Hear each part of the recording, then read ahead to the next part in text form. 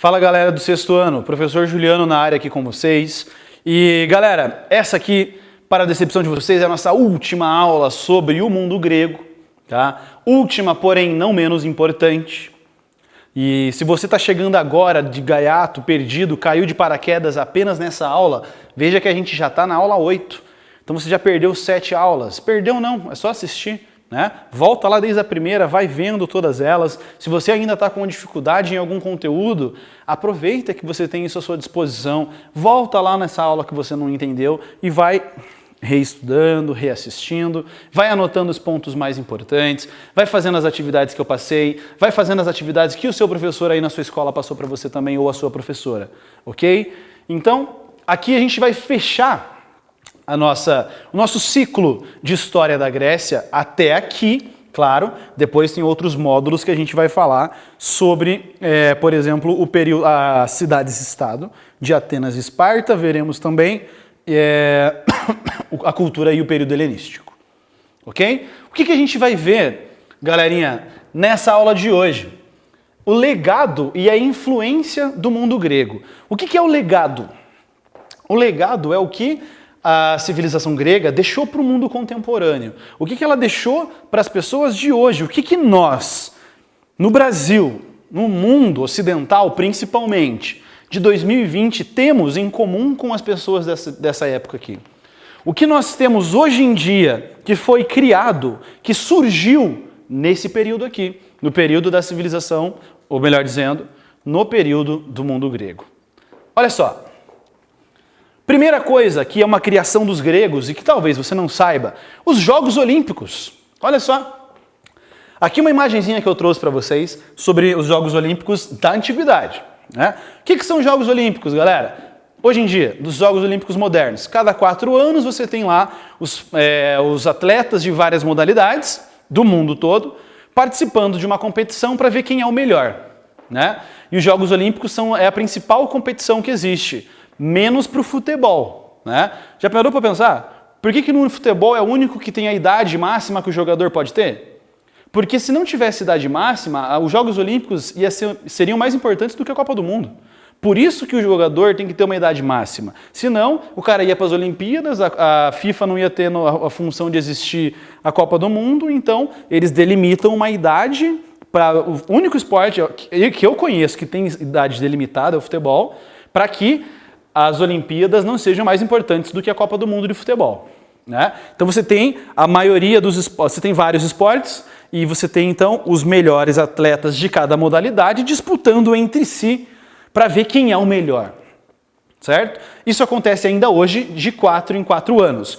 Aqui nesse período também. Só que não fica achando que a gente tem esses Jogos Olímpicos ocorrendo ininterruptamente desde essa época até os dias de hoje. Tá? Os Jogos de hoje eles têm o seu retorno aqui em 1896. Observa aqui, eram os jogos mais importantes, então não era o único, existiam vários. E os Jogos Olímpicos eles eram festas realizadas para os deuses, principalmente, na verdade, para Zeus. Né? Acontecia de 4 em 4 anos na cidade de Olímpia, em homenagem a Zeus, que é o principal Zeus. Zeus é o principal deus daquela gama de deuses gregos que nós possuíamos, tá? A primeira Olimpíada do mundo antigo ocorreu em 776 a.C. e a última Olimpíada do mundo antigo ocorreu em 396 depois de Cristo. Por quê? Nós temos já aqui, galera, o cristianismo ganhando força. E nós temos um imperador romano, que é o Teodósio, que ele vai acreditar que os Jogos Olímpicos eles eram jogos pagãos. O que significa isso? Nesse período, o cristianismo é a religião oficial do império já. Você já tem o cristianismo sendo a principal religião dos romanos, a religião oficial, inclusive. E quem praticasse, professasse outra religião deveria ser perseguido. Tá? E os Jogos Olímpicos eram considerados coisas de pagãos. Eram coisas de pessoas de outra religião, que acreditavam em vários deuses. Por isso ele proíbe os jogos. Né? E olha que legal, os Jogos Olímpicos eles eram um período de trégua nos conflitos. Então você tinha várias cidades-estado, daquelas que a gente já viu, entrando na porrada direto, uma disputando o poder com outra. Só que quando chegava no período das Olimpíadas, era meio uma figas, assim, tipo, agora chega, né, mano, depois a gente volta. Eles faziam uma trégua, paravam os conflitos, voltavam lá, iam lá, praticavam, realizavam os Jogos Olímpicos e depois eles voltavam para os seus conflitos. Então é um período de paz. Tá? As Olimpíadas serviam para isso nesse período aqui. Quais as modalidades que nós tínhamos das Olimpíadas? Lutas, nós tínhamos arremesso de peso, salto em altura, corridas, né? A corrida de bigas também a gente vai ter. Várias e várias práticas esportivas que nós temos hoje em dia já existiam nessa época aqui também. E essas Olimpíadas deixam de ser praticadas em 396 d.C., então voltam a existir no ano de 1896 com uma ideia de tentar, com o mesmo objetivo, tá? Trazer paz para o mundo, para que as pessoas a cada 4 anos se preocupassem com esses jogos. Tá? E elas vêm acontecendo basicamente sempre em 4 anos hoje em dia da mesma forma. Ok? Esse é o primeiro legado que a gente tem. Segundo legado dos gregos para o mundo contemporâneo. Dá uma olhadinha aqui, galera. Eu coloquei para vocês capas de 2 livros. Tá? Um livro chamado Ilíada e outro livro chamado Odisseia. Esses livros são livros contemporâneos, você pode ver a capa de um livro como a gente tem hoje, né?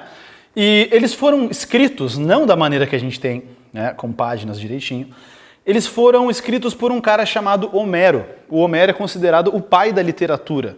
Tá? Ele vai escrever os poemas da Ilíada e da Odisseia.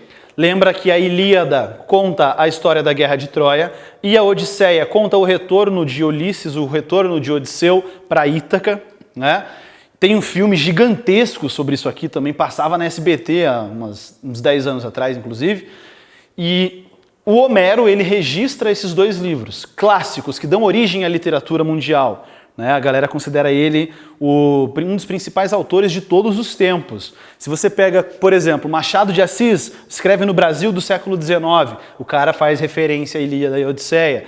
Pega outros autores, James Joyce faz referência direta a isso daqui. Inúmeros autores do mundo inteiro se referenciam, melhor dizendo, a Ilíada e a Odisseia, por serem livros muito complexos e que falam muito sobre a realidade do ser humano. Tá? Outro cara importante, o Hesíodo, ele vai escrever os Trabalhos e os Dias, e ele escreve a Teogonia. O que é Teogonia? Nesse livro dele, nesse texto dele, que depois é transformado em livro, ele explica a origem dos deuses gregos. Legal, né? Aqui é só uma capa, 2 capas, uma capinha da Ilíada, capa da Odisseia. Você encontra até hoje, em qualquer grande livraria que você for, aí na sua cidade que você estiver vendo esse vídeo, ou em qualquer sebo, com certeza você encontra Ilíada e Odisseia, inclusive em versões mais acessíveis à idade de vocês. Beleza? Próximo. O teatro. O teatro, galera, é algo que surgiu com os gregos, né?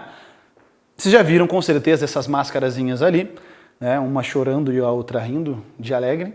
O teatro surge com os gregos como uma maneira, basicamente, com algumas funções. Uma delas era satirizar os governantes, principalmente a comédia. Né? A comédia tinha a função de ridicularizar os vícios da população, os governantes e os deuses. Então eles pegavam uma história de um deus qualquer lá e começavam a falar mal desse deus, e criticavam esse deus. Também criticavam os vícios de uma população. Se é uma cidade-estado em que os homens estão bebendo muito vinho, chegava lá um autor e escrevia uma peça de teatro tirando sarro sobre esse consumo exagerado, tirando sarro de um governante. Então vejam, a comédia não é de hoje que os comediantes ficam tirando sarro dos governantes. É desde sempre. Uma das funções da comédia é realmente você tirar sarro dos governantes, mostrar os erros que esses governantes têm. Nenhum governante deve ser tratado como um deus, tá? Como uma pessoa perfeita, sendo de um lado, sendo de outro. Ninguém, tá? Além da comédia, galera, né? Temos aqui também a tragédia. Só para entender, o teatro ele surge para homenagear os deuses, em especial o deus Dionísio. Mas no decorrer da história grega, o teatro se torna algo cultural, algo que todos os povos, todas as cidades-estado vão ter muito comum ali a realização das peças teatrais. Né? A tragédia eram peças em versos em que figuraram personagens ilustres ou heróicos e ação elevada, nobre e própria para suscitar o terror e a piedade. Termina por um acontecimento funesto, um acontecimento extremamente inesperado e triste também. Né? Detalhe importante, apenas os homens poderiam fazer teatro. As mulheres não. Por isso que eles utilizavam essas máscaras. As máscaras elas eram grandes. Tá? Então se a mulher não pode fazer teatro, estou querendo dizer que o homem interpretava as mulheres também já nesse período aqui. Você tem então, essas máscaras elas eram um pouco maiores do que o rosto, né? Os buracos do olho eles existiam e da boca também, para que as pessoas que fossem aos anfiteatros da época conseguissem escutar, né? Então você tem apenas os homens participando diretamente na ação, beleza? Olha que legal. A história é um legado criado pelos gregos. Esse tiozinho aqui é o Heródoto, considerado o primeiro historiador da humanidade. Professor, mas antes dele não existiu história? Sim. Só que os critérios que ele começa a utilizar para escrever são novos. Ele tenta descrever a realidade da melhor maneira possível. Ele tenta fugir das explicações religiosas. Ele tenta, tá, mas por que tal coisa aconteceu assim? Ah, porque Zeus estava com ódio da humanidade. Não, ele quer falar, tá bom, beleza. Zeus é importante, mas vamos analisar. O que o ser humano fez? Qual que é a realidade das coisas? Qual a verdade por trás disso tudo que está acontecendo? Né? Então, o Heródoto é considerado o primeiro historiador da humanidade, escrevendo um livro chamado A História, que a gente tem um fragmento antigo aqui, ó, nessa imagenzinha, tá bom? Então, nós já vimos que os Jogos Olímpicos são um legado dos gregos, vimos que a literatura é um legado dos gregos, vimos que o teatro, coisas que estão no nosso dia a dia, são legados gregos. A história, acabou? Não. Ó. A arquitetura. Lembra que quando a gente estava vendo a estrutura da cidade, eu falei para vocês fazerem uma atividade que era jogar o bonequinho lá no meio do Partenon? Esse aqui é o Partenon. Está de pé até hoje, né? Só que são colunas dórias feitas lá pelos gregos. Existem lá outros modelos de colunas, na aula de arte você vai ver melhor. E isso aqui está de pé até hoje, galera, construído há mais de 2000 anos e está em pé até os dias de hoje. Professor, por que está destruído? Por causa das guerras, né? Vários conflitos vão acabar atingindo essas regiões, destruindo elas, né? Ficava lá no topo da Acrópole de Atena, né? Então, a arquitetura grega, galera, ela está relacionada com a mitologia. A religião grega era um dos pontos centrais da cultura grega, tá? E esses templos que nós temos aqui vão desenvolver e muito a arquitetura grega, que nós temos legado dela até os dias de hoje. Ok? Legal isso aqui, né? A gente acha que é tudo branquinho assim, mas se você pesquisar na internet, você acha que elas não eram dessa maneira, todas brancas. Elas eram coloridas também, tá? Mais uma. Escultura. Olha lá. Peças que buscavam detalhar o corpo humano.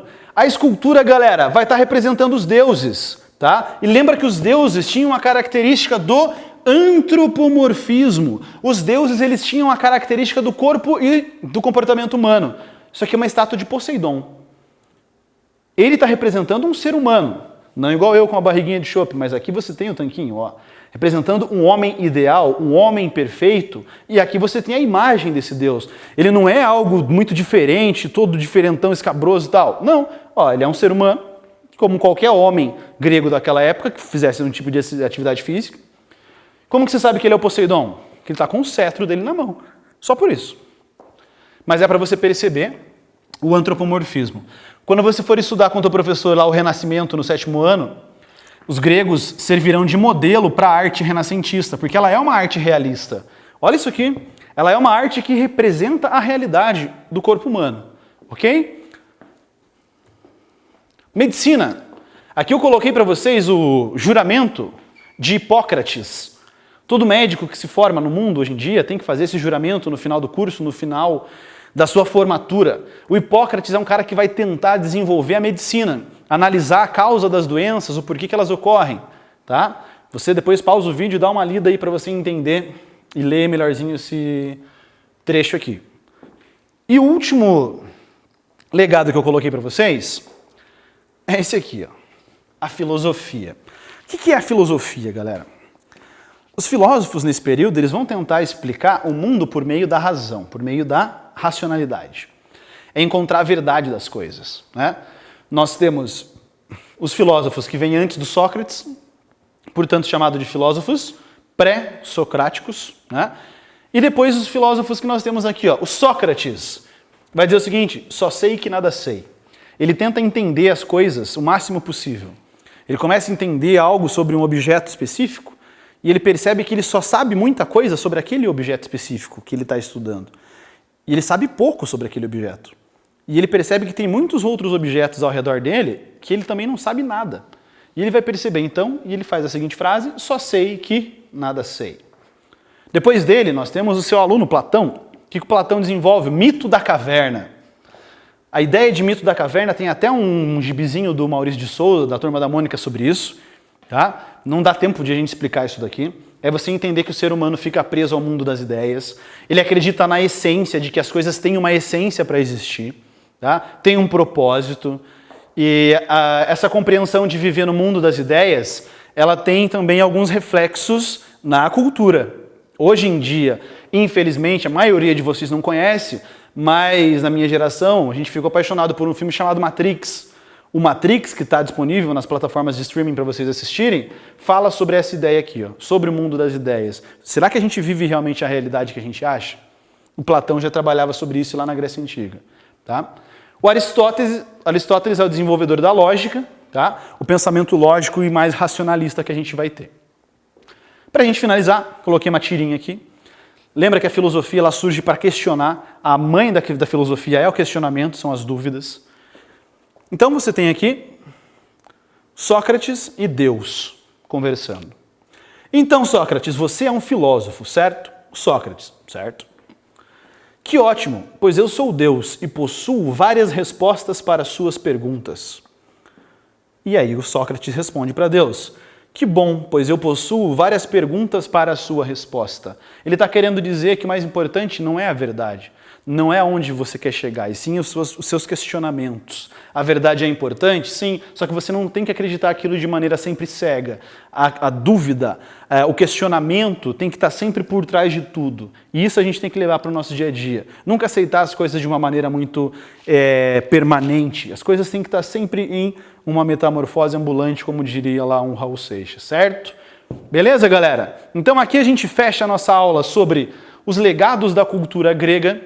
Façam aí as atividades da página 176 e 177. Espero que vocês tenham gostado desse nosso conteúdo de mundo grego.